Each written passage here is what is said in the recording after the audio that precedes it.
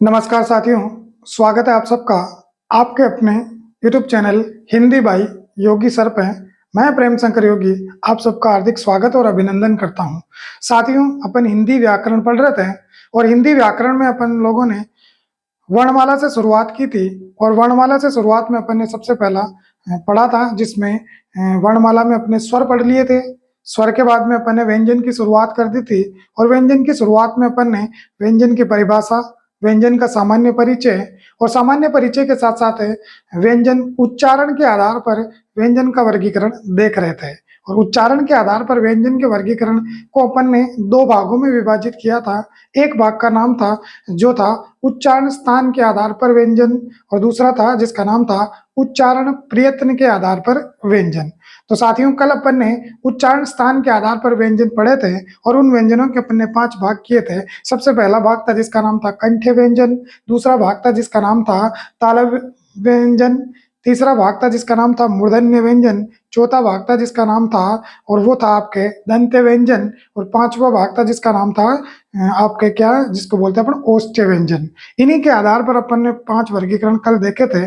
आज उसी का दूसरा भाग देखते हैं और दूसरा भाग जिसका नाम है कि साहब उच्चारण प्रयत्न के आधार पर व्यंजन। तो आज का टॉपिक अपना क्या रहेगा? टॉपिक है अपना व्यंजन। और व्यंजन में अपन ने व्यंजन का क्या पढ़ रहे थे? वर्गीकरण। क्या पढ़ रहे थे साथियों?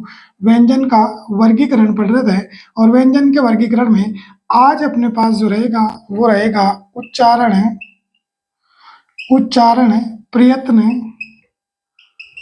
उच्चारण प्रयत्न के आधार पर व्यंजन। क्या है साथियों? उच्चारण प्रयत्न के आधार पर आज अपन पढ़ेंगे व्यंजन। और बात करते हैं उच्चारण प्रयत्न के आधार पर व्यंजनों को साथियों दो भागों में विभाजित किया गया है। कितने भागों में विभाजित किया गया है? दो भागों में विभाजित किया गया है। और ये दो भाग कौन कौन से होते हैं? जिसमें अपन देखते हैं सबसे पहला भाग, और पहले भाग का नाम है, पहले भाग का नाम है बाह्य, बाह्य प्रयत्न, बाह्य प्रयत्न के आधार, के आधार पर व्यंजन। क्या है साथियों? बाह्य प्रयत्न के आधार पर व्यंजन। और दूसरा जो भाग है अपना, दूसरे भाग का नाम है और वो है साहब जिसका नाम है आभ्यंतर, आभ्यंतर प्रयत्न, आभ्यंतर प्रयत्न के आधार, के आधार पर व्यंजन। क्या नाम है? पहला भाग है बाह्य प्रयत्न के आधार पर व्यंजन और दूसरे भाग का नाम है वो है आभ्यंतर प्रयत्न के आधार पर व्यंजन। यानी कि उच्चारण प्रयत्न के आधार पर व्यंजनों को दो भागों में विभाजित किया गया है।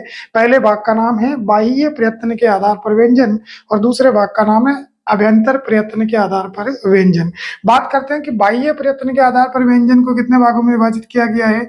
दो भागों में विभाजित किया गया है। और आभ्यंतर प्रयत्न के आधार पर व्यंजनों को कितने 10 प्रकार से बताए गए हैं। कितने प्रकार से बताए गए हैं? 10 प्रकार से बताया गया है, जबकि इनको दो भागों में विभाजित किया गया है। आप कहोगे सर इधर तो प्रकार से बताए और इधर विभाग में किया है। हाँ साथियों, ऐसा ही किया गया। इनके दो भाग कौन कौन से होते हैं इनकी बात करते हैं। इनकी बात करते हैं तो इसके दो भाग हो जाते हैं। सबसे पहला भाग होता है जिसको अपन बोलते हैं गोसत्व, गोसत्व के आधार पर व्यंजन। क्या बोलते हैं? गोसत्व, गोसत्व के आधार, के आधार पर व्यंजन। क्या बोलते हैं?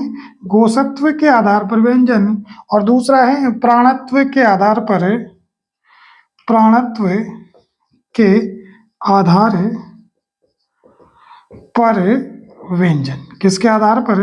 गोसत्व के आधार पर व्यंजन और प्राणत्व के आधार पर व्यंजन। बात आती है कि ये गोसत्व क्या होता है और दूसरा होता है प्राणत्व क्या होता है। तो गोसत्व की बात करें साथियों तो गोसत्व का मतलब होता है स्वर तंत्री में उठने वाला कंपन। बात करते हैं कि ये स्वरतंत्री यानी कि सिंपल सी बात है, अपने कंठ में जब किसी भी व्यंजन का उच्चारण करते हैं तो कंठ में कंपन कैसा होता है, इसी को अपन बोलते हैं नाद। क्या बोलते हैं साथियों? नाद। और इसी कंपन या नाद को ही क्या कहता था? घोषत्व कहा जाता है। तो अपन कह सकते हैं कि तंत्री स्वर तंत्री को ही अपन कह सकते हैं कंठ। तो स्वर तंत्री में कंपन के आधार पर व्यंजन, किसके आधार पर व्यंजन? स्वर तंत्री में कंपन के आधार पर व्यंजन को ही घोषत्व के आधार पर व्यंजन कहा जाता है। और दूसरा जो अपना वर्गीकरण आता है जिसका नाम है प्राण तत्व के आधार पर या प्राणत्व के आधार पर व्यंजन है। और प्राणत्व के आधार पर व्यंजनों की बात करें तो इसमें भी इसका अर्थ होता है, इसे अपन कहते हैं श्वास की मात्रा या कह सकते हैं प्राण वायु के आधार पर व्यंजन। क्या कहते हैं साथियों? प्राण वायु के आधार पर व्यंजन। यानी कि बात समझ में आ गई होगी कि स्वर तंत्री में जो कंपन के आधार पर व्यंजन की बात करें तो वो आते हैं जिसे अपन कहते हैं घोषत्व व्यंजन। घोषत्व व्यंजन का मतलब आप जान के होंगे विद्यार्थियों। इन घोषत्व व्यंजनों को भी पुनः दो भागों में बांटा गया, अभी पढ़ेंगे। जिसका पहला भाग जिसको अपन बोलते हैं घोष या सघोष व्यंजन, घोष या सघोष व्यंजन। और दूसरा जो भाग होता है जिसका नाम है अघोष व्यंजन। क्या बोलते हैं साथियों? अघोष व्यंजन। पहला होता है घोष या सघोष व्यंजन और दूसरा होता है अघोष व्यंजन। और बात करते हैं कि प्राणत्व के आधार पर भी दो भागों में बांटा गया है, जो अपन खूब पढ़ते हैं। मगर थोड़ा ऐसे नाम जब परीक्षा में आ जाते हैं तो अपने को ऐसा लगता है कि ये तो अपन ने पढ़ा ही नहीं। अपन ने पढ़ा है मगर थोड़ा क्या कि कंपटीशन के हिसाब से अपन थोड़ा डीप पढ़ेंगे ना तो अपने को लगेगा कि ऐसे ऐसे शब्द भी आ जाते हैं कभी कभी, और आ जाते हैं तो अपने को वो शब्द ध्यान में रहे ताकि अपना जो परीक्षा का क्वेश्चन है वो कभी गलत नहीं हो। तो बात करते हैं प्राणत्व के आधार पर। प्राणत्व के आधार पर भी दो भागों में विभाजित किया गया है। एक का नाम होता है विद्यार्थियों अल्प प्राण व्यंजन। क्या होता है? अल्प प्राण व्यंजन। और दूसरा होता है महाप्राण व्यंजन। इस प्रकार अपन कह सकते हैं कि साहब बाह्य प्रयत्न के आधार पर व्यंजनों का दो भागों में वर्गीकरण किया गया है। दो भागों में वर्गीकरण में पहला है घोषत्व के आधार पर वर्गीकरण है और दूसरा है प्राणत्व के आधार पर वर्गीकरण। घोषत्व के आधार पर वर्गीकरण को अपन कह सकते हैं कि स्वर तंत्री या कंठ में कंपन के आधार पर व्यंजन, और दूसरा होता है प्राणत्व के आधार पर व्यंजन यानी प्राण वायु या श्वास की मात्रा के आधार पर व्यंजन। घोषत्व के आधार पर व्यंजनों को पुनः दो भागों में बांटा गया है। पहला है घोष व्यंजन और दूसरा है अघोष व्यंजन।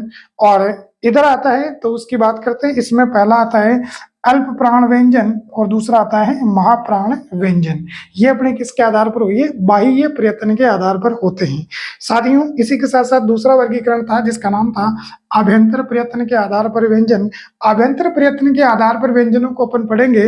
वो 10 प्रकार के व्यंजन बताए जाते हैं साथियों। इन 10 प्रकार को अपन एक बार थोड़ी देर के लिए रखते हैं, पहले उसको पूरा डिटेल से पढ़ लेते हैं। तो उसको डिटेल से पढ़ते हैं तो सबसे पहले अपन इस नंबर 1 को देखते हैं। और नंबर 1 जिसका नाम है घोषत्व के आधार पर व्यंजन। किसके आधार पर व्यंजन?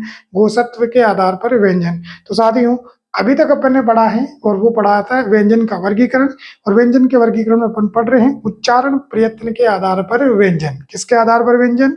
उच्चारण प्रयत्न के आधार पर व्यंजन। और उच्चारण प्रयत्न के आधार पर व्यंजनों को अपन कितने भागों में बांटे हैं? दो भागों में। पहला भाग जिसका नाम है बाह्य प्रयत्न के आधार पर व्यंजन, दूसरा भाग जिसका नाम है अभ्यंतर प्रयत्न के आधार पर व्यंजन। तो अपन शुरुआत करेंगे बाह्य प्रयत्न के आधार पर व्यंजनों से। बाह्य प्रयत्न के आधार पर व्यंजन की बात करें तो ये व्यंजन दो भागों में है, एक घोषत्व के आधार पर और दूसरा प्राणत्व के आधार पर। घोषत्व के आधार पर दो प्रकार के होते हैं। पहला होता है सघोष व्यंजन या घोष व्यंजन, दूसरा होता है अघोष व्यंजन। और प्राणत्व के आधार पर व्यंजन भी दो प्रकार के होते हैं। पहला होता है अल्प प्राण व्यंजन और दूसरा होता है महाप्राण व्यंजन। तो साथियों पर शुरुआत करते हैं पहले घोषत्व के आधार पर व्यंजन की। गोसत्व के आधार पर व्यंजन को अपन देख रहे हैं साथियों, और इस व्यंजन को अपन देखते हैं तब मेरे को पता लगता है कि किस प्रकार के क्वेश्चन अपनी परीक्षाओं में निकल के आते हैं। उन्हीं की अपन बात करते हुए देखते हैं किसके आधार पर, गोसत्व के आधार पर व्यंजन।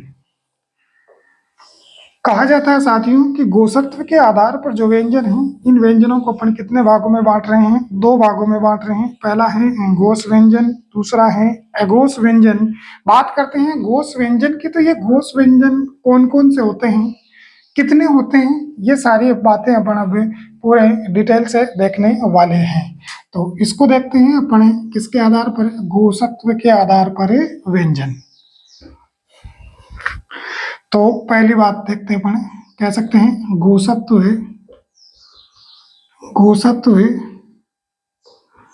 के आधार है पर व्यंजन, किसके आधार पर व्यंजन, गोसत्व के आधार पर व्यंजन। और इसी गोसत्व को अपन कह सकते हैं किसके आधार पर, कंठ में कंपन या स्वर तंत्री में कंपन के आधार पर। यानी जब किसी भी वर्ण का उच्चारण करते हैं तो अपने कंठ में किस प्रकार का कंपन होता है, इसी को नाद के आधार पर भी बोल सकते हैं। किसके आधार पर, नाद के आधार पर। अपन ने देखा विद्यार्थियों, इनको कितने भागों में बांटा, दो भागों में बांटा। पहला है जिसका नाम है सघोष या घोष व्यंजन, और दूसरा जो भाग है उसका नाम अपने रखा है, और वो रखा है साहब, क्या रखा, उसका नाम है अघोष व्यंजन। कौन सा व्यंजन, अघोष व्यंजन। अब बात करते हैं कि साहब घोष या सघोष व्यंजन में कौन कौन से व्यंजन आते हैं और अघोष व्यंजन में कौन कौन से व्यंजन आते हैं।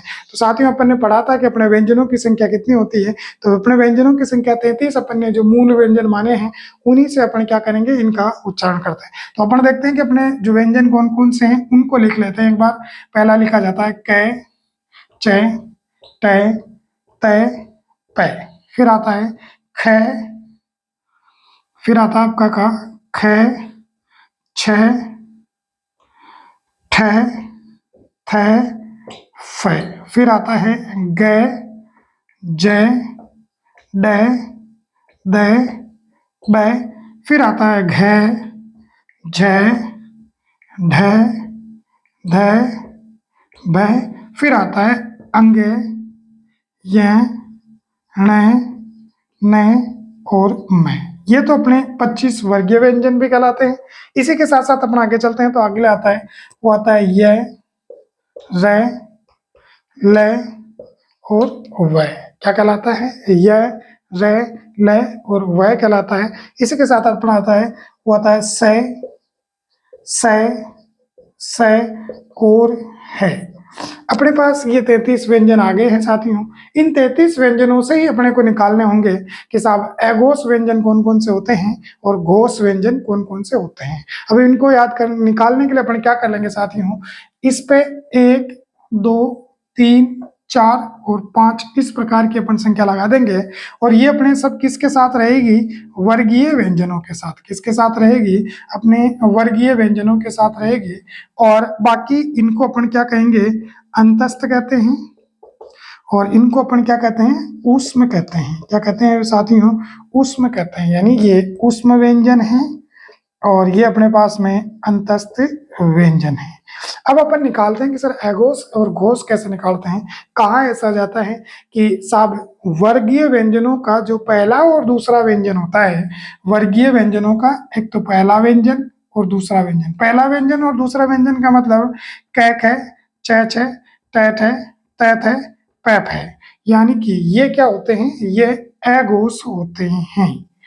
ये सारे कौन होते हैं साहब, ये सारे आपके क्या होते हैं, अघोष होते हैं। क्या होते हैं, ये अघोष होते हैं। तो अघोष व्यंजन में अपन क्या ले जाएंगे कि साहब वर्ग का पहला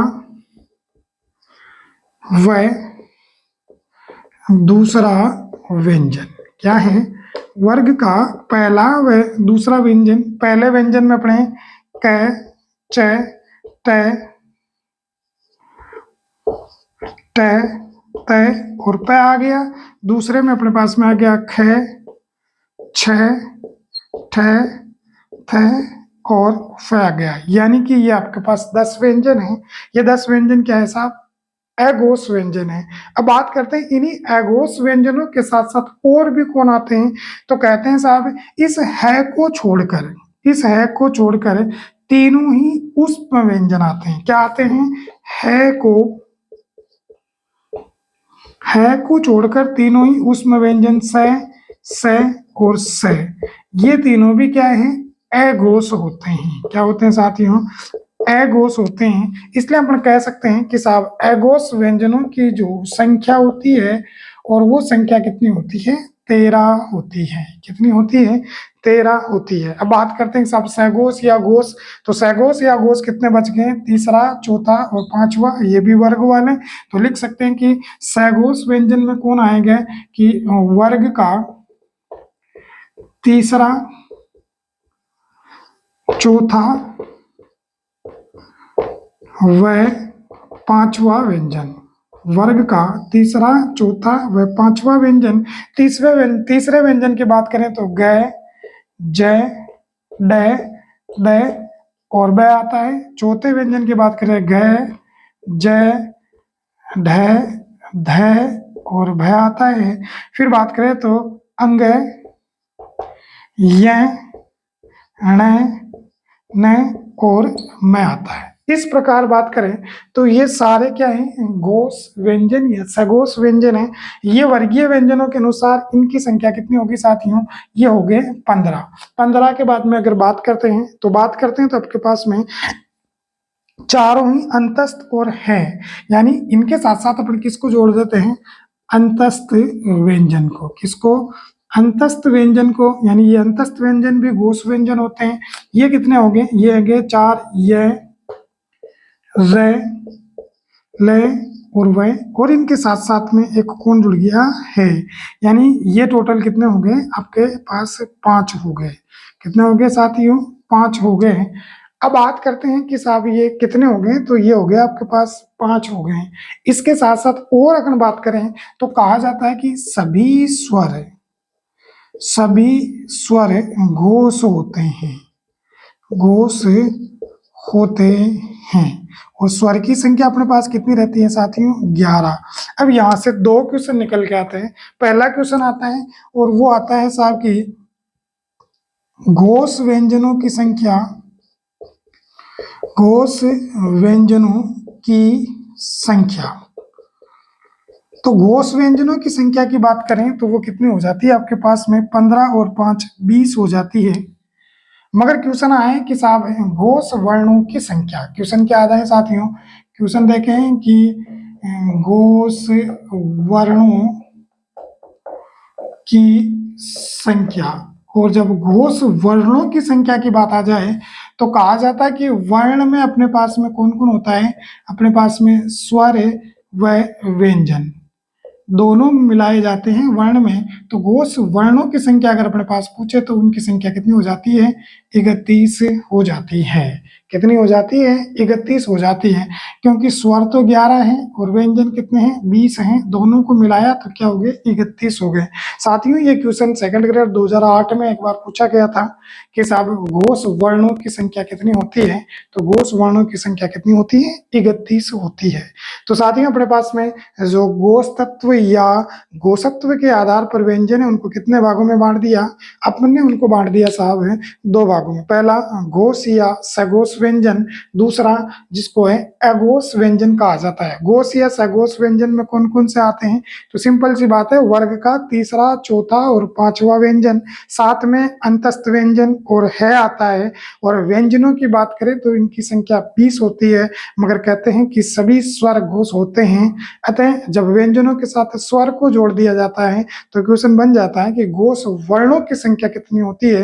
तो साथियों घोष वर्णों की संख्या अपने पास है कितनी आ जाती है? जाती है 31 आ जाती है। फिर इसके बाद में इधर देखते हैं, वो देखते हैं अघोष व्यंजन की संख्या 13। 13 कैसे? तो कहा जाता है कि अघोष व्यंजन में वर्ग का पहला व दूसरा व्यंजन आता है जिसमें कचड़तप और खचड़तप आता है, और साथ में क्या आते हैं उसमें व्यंजन के तीनों सह यानी स ये तीनों और सबको मिलाते हैं तो इनकी संख्या कितनी हो जाती है? 13 हो जाती है। तो साथ ही ये पहला हुआ जिसको अपन कह सकते हैं घोषत्व के आधार पर व्यंजन वो होते हैं अघोष और सघोष, या सघोष और अघोष होते हैं। अब इसका दूसरा वर्गीकरण देखते हैं जिसका नाम है प्राणत्व या प्राणवायु या श्वास की मात्रा के आधार पर व्यंजन। तो घोष वाले हो गए। अब बात करते हैं प्राणत्व या प्राणवायु के आधार पर व्यंजनों की संख्या की अपन बात करें, या व्यंजन कौन कौन से होते हैं अपन उनकी बात करें, तो लगा दीजिए हेडिंग साथियों, प्राणत्व के आधार पर। किसके आधार पर है? प्राणत्व के आधार पर व्यंजनों का वर्गीकरण। किसके आधार पर? प्राणत्व के आधार पर। प्राणत्व का मतलब है प्राणवायु या श्वास की मात्रा के आधार पर। तो अब देखते हैं साथियों प्राणत्व के आधार पर व्यंजन का वर्गीकरण। प्राणत्व के आधार पर व्यंजन का वर्गीकरण है। किसके आधार पर साथियों? प्राणत्व के आधार पर व्यंजन का वर्गीकरण है। और प्राणत्व के आधार को ही अपन क्या कह सकते हैं कि इसको प्राणवायु या श्वास की मात्रा के आधार पर व्यंजन। अब बात करते हैं कि इनके आधार पर भी व्यंजनों को अपन ने कितने भागों में बांटा है? 2 भागों में बांटा है। ये 2 भाग कौन कौन से हैं? तो देखिए साथियों, एक तरफ लिखते हैं अपन कौन से व्यंजन? अल्प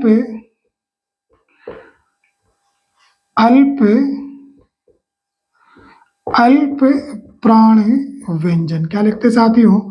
अल्प प्राण व्यंजन। और दूसरा लिखते हैं जिसका नाम है महाप्राण व्यंजन। बात आती है कि सर ये अल्प प्राण और महाप्राण व्यंजन क्या होते हैं? तो सिंपल सी बात है कि अल्प प्राण का मतलब होते हैं ऐसे व्यंजन जिनको बोलते समय श्वास की मात्रा या प्राणवायु कम काम में आती है, और ऐसे व्यंजन जिनको बोलते समय श्वास की मात्रा या प्राणवायु अधिक काम में आती है उन्हें अपन कहते हैं क्या? महाप्राण। तो अल्प प्राण और महाप्राण इनको देखने के लिए अपन वापस से क्या करेंगे साथियों?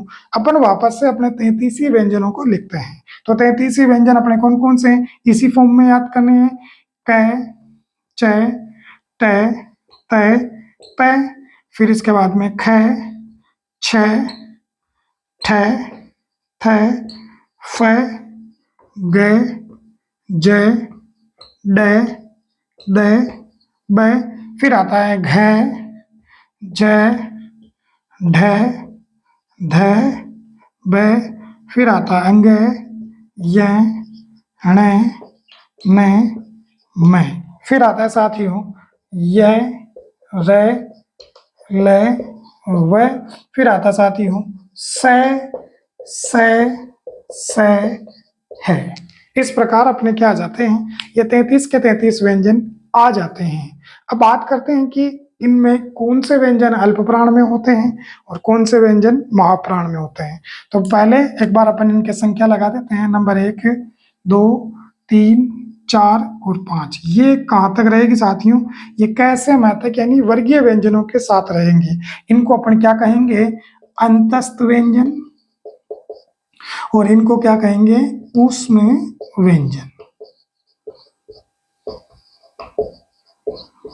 अब बात करते हैं कि साहब अल्प प्राण में कौन कौन आते हैं साथियों? तो अल्प प्राण में आता है एक, वर्ग का पहला, तीसरा और पांचवा व्यंजन। कौन कौन आते हैं कि वर्ग का पहला यानी ये सारे, फिर वर्ग का तीसरा यानी कि ये सारे, फिर वर्ग का पांचवा यानी कि ये सारे, यानी 1, 3 और 5 अपन कह सकते हैं अल्प प्राण में कौन आते हैं। तो अपन लिख सकते हैं कि साहब वर्ग का पहला, तीसरा व पांचवा व्यंजन। वर्ग का पहला यानी नंबर ये, तीसरा यानी कि ये, और पांचवा यानी कि ये सब कौन होते हैं, ये सब अल्प प्राण होते हैं। अब ये अल्प प्राण होते हैं तो क्या क्या हो गए, सबसे पहले आ गया अपने पास में कचड़तप, क, च, ट, त, प। तीसरे की बात करें तो गजड़दप, ग, ज, ड, द और ब। और पांचवे की बात करें तो अंग, य, ण, न और मैं। ये इनके साथ साथ कहते हैं कि साहब और अल्प प्राण में कौन से आते हैं, तो इनके साथ अल्प प्राण में आते हैं अंतस्थ व्यंजन। कौन आते हैं, अंतस्थ व्यंजन। अब बात करते हैं कि अंतस्थ व्यंजन कौन कौन से हैं, तो ये है र, ल और व। और इन्हीं के साथ साथियों कहा जाता है कि सभी स्वर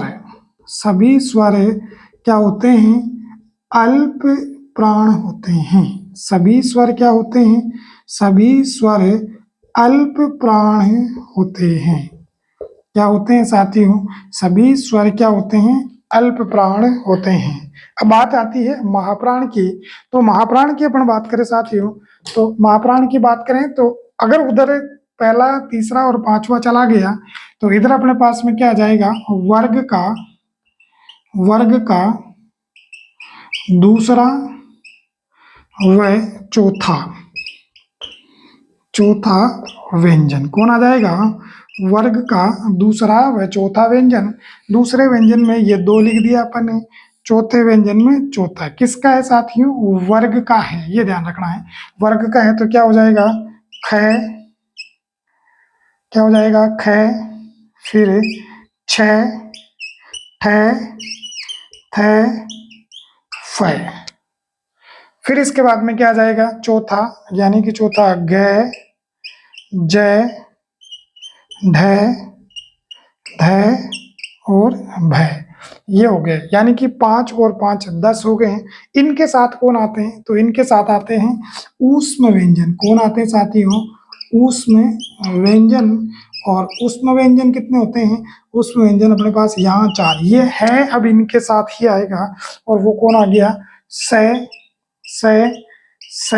और है। ये भी सब क्या है साहब, महाप्राण हैं। तो अब आपसे पूछ ले कि बताओ महाप्राण की संख्या कितनी होगी, तो 5 5 10 और 4 14 महाप्राणों की संख्या होगी। और अल्प प्राणों की बात करें तो अल्प प्राण व्यंजन की बात करें तो अल्प प्राण व्यंजन की संख्या 5 3 15 और 4 कितने हो गए, 19 हो गए। कितने हो गए साहब, 19 व्यंजन हुए। मगर आपसे पूछें कि अल्प प्राण वर्ण कितने हैं, अल्प प्राण वर्ण की बात करें साथियों तो अल्प प्राण वर्णों की संख्या कितनी मानी जाती है, 30 मानी जाती है। क्योंकि 19 तो व्यंजन हो गए और 11 स्वर हो जाते हैं, तो टोटल कितने हो जाते हैं, 30 हो जाते हैं। इस प्रकार अपने पास में ये दूसरा भाग भी आ जाता है, जिसका बोलते हैं प्राणत्व के आधार पर, या क्या बोलते हैं, प्राण वायु के आधार पर व्यंजन। प्राणत्व और प्राण वायु के आधार पर व्यंजनों को अपन ने कितने भागों में बांट दिया साथियों, अपन ने इनको 2 भागों में बांटा। पहला बांटा अल्प प्राण में, और अल्प प्राण में कौन कौन आते हैं, वर्ग का पहला, तीसरा और पांचवा व्यंजन। यानी कि कचड़तप आता है, कचड़तप के बाद में गजड़दब आता है, और गजड़दब के बाद में अंग यणनम आता है। फिर उसके बाद में इसके अंतस्थ व्यंजन यानी य, र, ल, व आते हैं। और फिर सभी स्वर क्या होते हैं साथियों, अल्प प्राण होते हैं। फिर बात करते हैं महाप्राण की। महाप्राण में वर्ग का दूसरा और चौथा व्यंजन आता है। दूसरे व्यंजन की बात करते हैं तो कौन आता है, खचड़तप आता है। और चौथे व्यंजन की बात करें तो गजड़दब आता है। और साथ में कौन आ जाते हैं, ऊष्म व्यंजन। बात करें कि साहब अल्प प्राण व्यंजनों की संख्या कितनी होती है, अल्प प्राण व्यंजनों की संख्या 19 मानी जाती है। और अल्प प्राण वर्णों की संख्या कितनी होती है, तो अपनी वर्णमाला में अल्प प्राण वर्णों की संख्या कितनी मानी जाती है, 30 मानी जाती है। इधर बात आ जाए कि महाप्राण व्यंजनों की संख्या तो भी 14 होगी, और महाप्राण वर्णों की संख्या वो भी 14 होगी, क्योंकि स्वर और व्यंजन दोनों वर्ण भी होते हैं। तो इस प्रकार अपने पास में कौन सा वर्गीकरण हो गया साथियों, अपने पास वर्गीकरण हो गया, और वो हो गया किसके आधार पर है, अपने उच्चारण प्रयत्न के आधार पर वर्गीकरण देख रहे थे, और उसमें पहला भाग हो गया था, और वो हो गया था अपना किसके आधार पर है, वो हो गया था अपने किसके आधार पर, उच्चारण बाह्य प्रयत्न के आधार पर। क्या हो गया था, बाह्य प्रयत्न के आधार पर वर्गीकरण हो गया, और बाह्य प्रयत्न के आधार पर दो भागों में प्राणत्व और घोषत्व के आधार पर। प्राणत्व के आधार पर अल्प प्राण और महाप्राण, घोषत्व के आधार पर है सघोष और अघोष। अब इसके आगे का देखते हैं, और वो क्या है, उच्चारण प्रयत्न के आधार पर, और उच्चारण प्रयत्न के आधार का दूसरा वर्गीकरण जिसका नाम है आभ्यंतर प्रयत्न के आधार पर व्यंजन। और आभ्यंतर प्रयत्न के आधार पर व्यंजनों को कितने भागों में बांट दिया गया साथियों, आप सबको पता होगा। इनको अपन 10 प्रकार से पढ़ेंगे। और साथियों बिल्कुल आप लोगों को यह विश्वास दिलाता हूं कि इस वर्णमाला से ग्रेड फर्स्ट, ग्रेड सेकंड और रीट जो मेंस हैं उनमें कम से कम भी 2 से 4 क्वेश्चन अनिवार्य रूप से आते हैं। और ये भी है कि यहाँ से अगर आप पढ़ रहे हो तो कहीं ना कहीं आपका एक भी क्वेश्चन गलत नहीं होगा, क्योंकि मैं बड़ी ही आसान और सरल भाषा में आपको वर्णमाला और हिंदी की व्याकरण पढ़ाऊंगा। तो साथियों मैं आप सब लोगों से यही अनुरोध करूंगा कि हिंदी बाई योगी सर जो यूट्यूब चैनल है इसको आप क्या करो, सब्सक्राइब करिए। सब्सक्राइब करने के साथ साथ अपने साथियों को भी बताइए कि हिंदी व्याकरण बड़ी ही आसान तरीके से पढ़ाई जा रही है। आपके एग्जाम आने वाली परीक्षाओं में क्या होगा, बहुत ही उपयोगी साबित होगा। तो खुद भी सब्सक्राइब कीजिए और अपने साथियों को भी सब्सक्राइब कीजिए। और अगर आपको ये कंटेंट बहुत अच्छा लगता है तो साथियों एक बार जरूर कमेंट करके ये बताइए कि बहुत अच्छा है, और कुछ सुधार की आवश्यकता है तो वो भी बताइए, ताकि मुझे और मेरी टीम को मोटिवेशन मिल सके, ताकि हम अच्छे से अच्छा आपके सामने प्रस्तुत कर सकें। तो साथियों अगला टॉपिक अपना अगला देखते हैं, वो है आभ्यंतर प्रयत्न के आधार पर व्यंजन। तो लगा दीजिए हेडिंग सब साथी, आभ्यंतर प्रयत्न के आधार पर व्यंजन। अपन ने देखा था कि आभ्यंतर प्रयत्न के आधार पर जो व्यंजन होते हैं उन व्यंजनों को अपन कितने प्रकार से बांट दिए थे, 10 प्रकार से बांट दिए गए थे। तो बात करते हैं आभ्यंतर प्रयत्न के आधार पर व्यंजनों की। तो सभी साथी एक बार अपना हेडिंग लगा दीजिए, और वो है आभ्यंतर प्रयत्न के आधार पर व्यंजन। साथियों आप लोग इस वीडियो को देखने के साथ साथ कोशिश कीजिए कि इसको लिखते रहिए, क्योंकि आप जितना लिखोगे उतना ही आपका पक्का होगा। फिर भी अगर किसी को लिखने में परेशानी या दिक्कत का सामना होता है तो साथियों घबराइए मत। हिंदी बाई योगी सर के नाम से टेलीग्राम चैनल भी बना दिया गया है, और उस टेलीग्राम चैनल में आप जैसे ही आपका टॉपिक पूरा होता है और पूरे टॉपिक की आपको क्या मिल जाती है, पीडीएफ मिल जाएगी। तो साथियों घबराने की जरूरत नहीं है, मगर फिर भी पीडीएफ आपको मिल जाएगी ये अच्छी बात है, मगर मैं चाहूंगा कि आप पीडीएफ प्राप्त करने के बजाय मेरे साथ साथ या इस वीडियो को देखते हुए जरूर नोट्स बनाइए, ताकि आपकी व्याकरण बहुत ही क्या हो सके, मजबूत हो सके।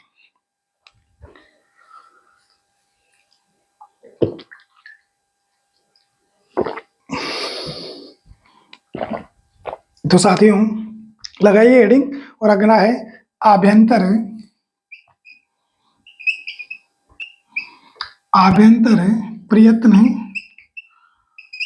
प्रयत्न के आधार पर व्यंजन। किसके आधार पर, आभ्यंतर प्रयत्न के आधार पर व्यंजन। और साथियों एक छोटी सी बात, इसको जरूर इंपॉर्टेंट या आईएम पे लगा लेना। ये जो 10 प्रकार बताए जा रहे हैं, कितने प्रकार, 10 प्रकार हैं। कहीं ना कहीं इन 10 प्रकारों में से एक प्रकार आपकी परीक्षा का क्वेश्चन बन के आएगा ही आएगा। तो साथियों शुरू करते हैं। आभ्यंतर प्रयत्न के आधार पर व्यंजन। और आभ्यंतर प्रयत्न के आधार पर व्यंजनों को कितने भागों में बांट दिया गया, या कितने प्रकार बताए गए हैं, वो हैं 10 प्रकार। तो बात करते हैं सबसे पहले नंबर 1। सबसे पहले नंबर 1, और नंबर 1 क्या है तो आप सब लोग लिखिए। नंबर 1 है और उसका नाम है साथियों, और उसका नाम है, और वो है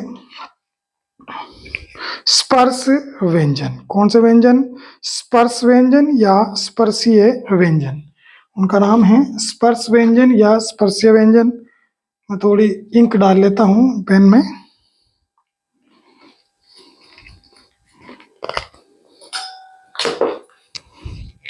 तब तक आप हेडिंग लगा दीजिए। पहला है जिसका नाम है स्पर्श व्यंजन या स्पर्शीय व्यंजन। अब इसमें कौन कौन से व्यंजन आते हैं और इन व्यंजनों को लेकर बहुत सारी दुविधाएं देखने को मिलती है। बहुत सारे विद्वान बिंदु या बहुत सारे विद्वान बंधु या बहुत सारी जो अपनी जो किताबें हैं या गाइड्स वगैरह हैं, उनमें इनकी संख्या को लेकर के थोड़ी क्या है, एक असमंजस की स्थिति चली हुई है। तो मैं दोनों ही स्थितियां आपके सामने क्लियर कर दूंगा। सबसे पहला होता है, और पहले का नाम है साथियों, उसका नाम है स्पर्शीय व्यंजन। कहीं न कहीं इनको वर्गीय व्यंजन भी कहा जाता है।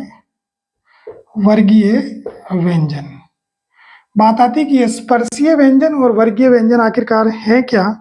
तो सिंपल सी बात है कि साहब, ऐसे व्यंजन जिनका उच्चारण करते समय अंदर से निकलने वाली प्राणवायु मुख विवर के यानी कंठ से लेकर होठ के किसी न किसी भाग को स्पर्श करके बाहर निकलती है, उसे कहते हैं स्पर्शीय व्यंजन।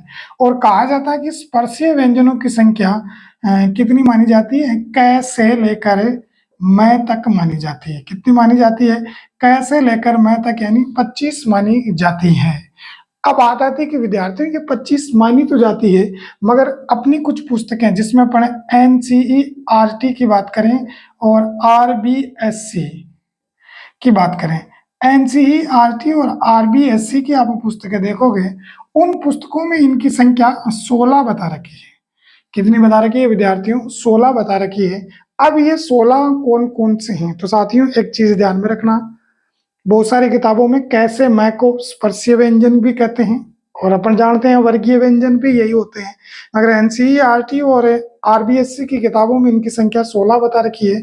और वो कौन कौन से हैं, वो हैं आपके पास में जो आता है, सबसे पहला क आता है, क ट त और प आता है, ख ठ ठ और फ आता है, ग ज नहीं, ग के बाद में ड के बाद में आपका ढ, और फिर इसके बाद में क्या आ जाता है आपका ध आ जाता है।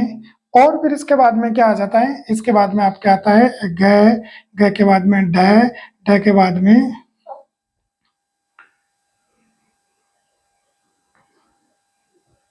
इसके बाद में आपका क्या आ जाता है, घ के बाद में ढ के बाद में आपका आ जाता है ध, और ध के बाद में आपका कौन आ जाता है, इसके बाद में आपका आ जाता है भ आ जाता है। इस प्रकार ये 16 क ट त प, फिर ख क के बाद में ट थ प, फिर ख ठ थ फ, फिर ग ड द ब और घ ढ ध और भ।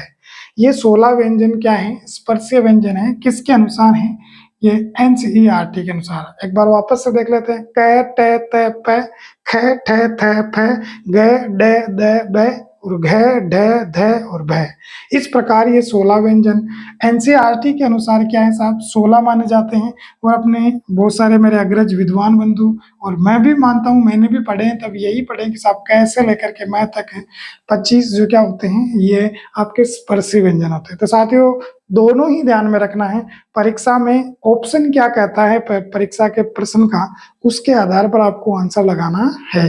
फिर इसके बाद में बात करते हैं नंबर 2 की। नंबर 2 की बात करें तो नंबर 2 आते हैं और उनको बोलते हैं संघर्ष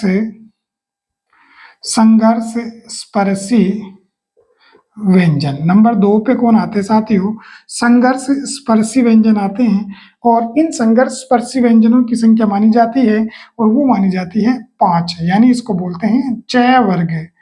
कौन बोलते हैं, चय वर्ग। और चय वर्ग में आपके कौन कौन आता है, चय, छय, जय, जय और ये क वर्ग में ये सारे पांचों आ जाते हैं, जिनको पढ़े क्या बोलते हैं, संघर्ष स्पर्शी व्यंजन भी बोलते हैं।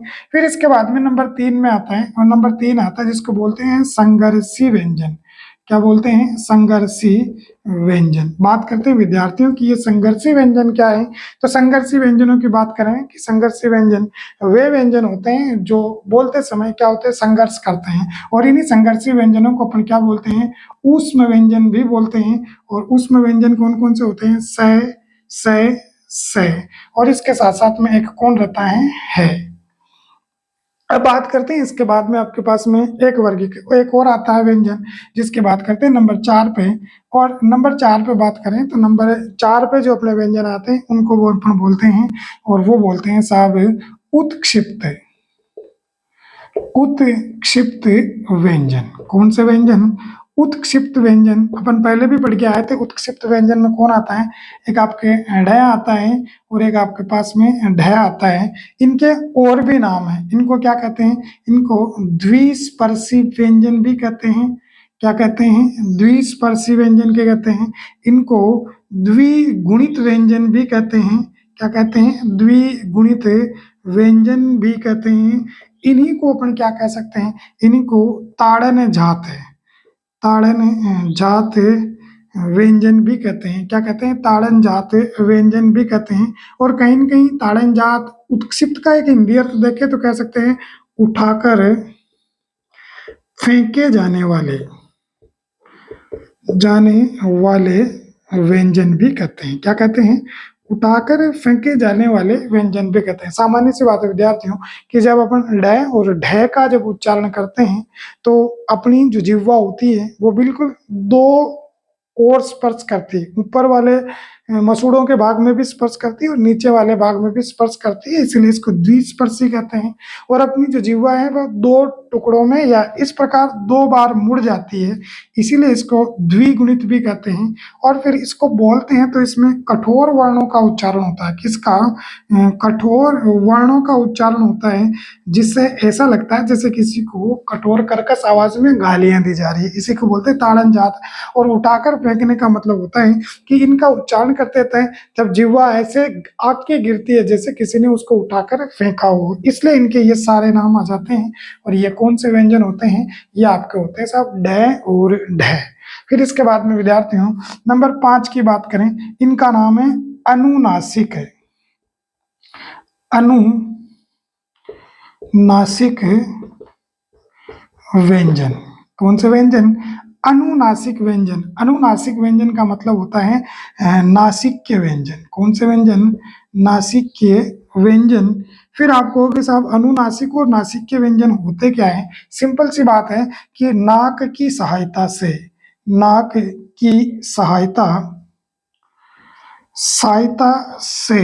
बोले जाने वाले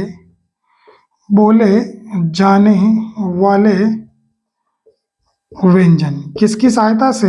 नाक की सहायता से बोले जाने वाले व्यंजन ही क्या कहलाते हैं? नासिक्य या अनुनासिक व्यंजन कहलाते हैं। नाक की सहायता का मतलब ये होता है साथियों कि उनका उच्चारण करते समय हवा मुख के साथ साथ नाक से भी निकलती है, और अगर यदि नाक को बंद कर दिया जाए तो ऐसा लगता है जैसे कि आपका किसी ने गला घोट दिया है। ये व्यंजन कौन कौन से होते हैं? इन व्यंजनों को वर्गीय व्यंजनों में पंचम वर्ण भी कहते हैं। क्या कहते हैं साथियों? पंचम वर्ण भी कहते हैं। और ये पंचम वर्ण कौन कौन से होते हैं? अंग, य, ण, न और म। ये हिंदी में इनका क्रम यही रहता है, अंग, य, ण, न और म। इन्हीं को ही नासिक्य व्यंजन, अनुनासिक व्यंजन या पंचम वर्ण कहा जाता है। फिर इसके साथ में विद्यार्थियों अगला आता है आपके पास में नंबर 6। और नंबर 6 का जो व्यंजन होता है उस व्यंजन को कहा जाता है प्रकंपित व्यंजन। प्रकंपित व्यंजन या इसी को कहा जाता है लुंठित व्यंजन। कौन सा व्यंजन कहा जाता है? लुंठित व्यंजन कहा जाता है। यानी ऐसा व्यंजन जो लोटता हुआ बाहर निकलता है या जिसको उच्चारण करते समय जिह्वा का अग्रभाग हल्का सा कंपन करते हैं। ये व्यंजन इस प्रकार से लोटता हुआ आता है। इस प्रकार से लौटते हुए व्यंजन को अगर पकड़ के खड़ा कर दें तो ये क्या हो जाता है साथियों? र हो जाता है। यानी लुंठित व्यंजन या प्रकंपित व्यंजन कौन सा होता है आपका? वो होता है र होता है। क्या होता है साथियों? र होता है। फिर इसके बाद में नंबर 7 की बात करें, नंबर 7 पे आपके व्यंजन आता है जिसका नाम है पार्श्विक व्यंजन। क्या नाम है विद्यार्थियों? पार्श्विक व्यंजन। कौन सा व्यंजन है?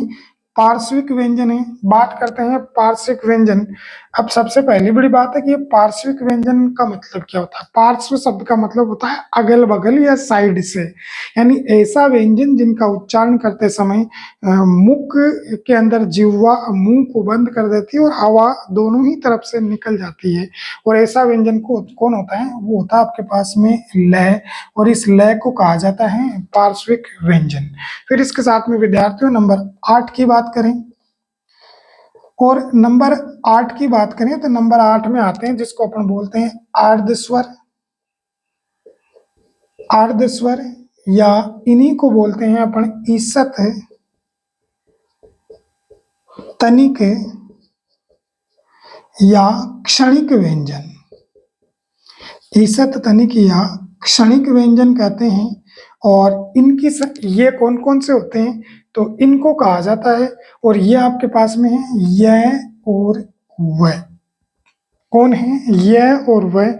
इनको अर्ध व्यंजन भी कहा जाता है, इन्हीं को अर्ध स्वर भी कहा जाता है, इन्हीं को ईसत व्यंजन भी कहा जाता है, इन्हीं को तनिक